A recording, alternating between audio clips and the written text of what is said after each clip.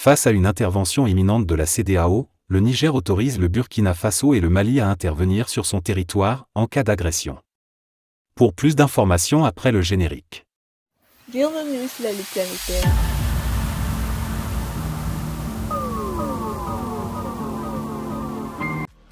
Mais tout d'abord, avant de commencer, n'oubliez pas de vous abonner et activer la cloche de notification, car cela vous permettra de ne plus manquer les prochaines vidéos.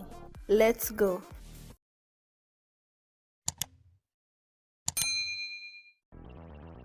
Les militaires au pouvoir au Niger ont donné, le jeudi 24 août 2023, leur aval pour une intervention des armées du Burkina Faso et du Mali sur le territoire nigérien en cas d'agression.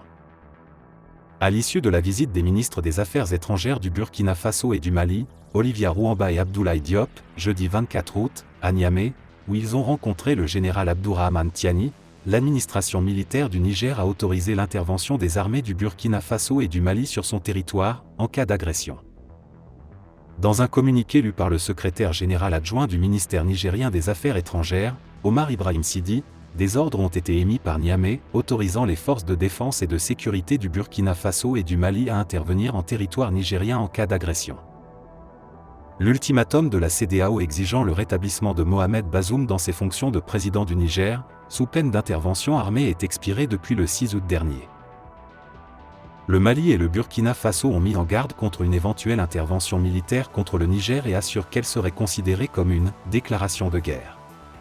Les deux pays, aussi dirigés par des militaires, préviennent que toute intervention militaire contre le Niger entraînerait un retrait du Burkina Faso et du Mali de la CEDEAO, ainsi que l'adoption de mesures de légitime défense en soutien aux forces armées et au peuple du Niger.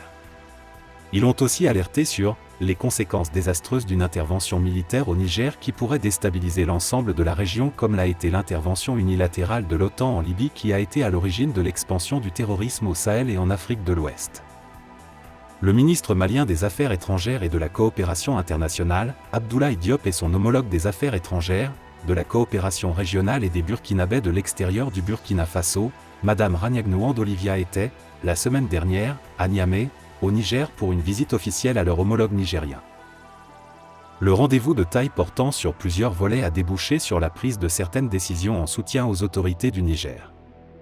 À lire le communiqué conjoint, publié le 24 août dernier, il ressort que les échanges entre les trois ministres ont porté sur plusieurs sujets d'intérêt commun.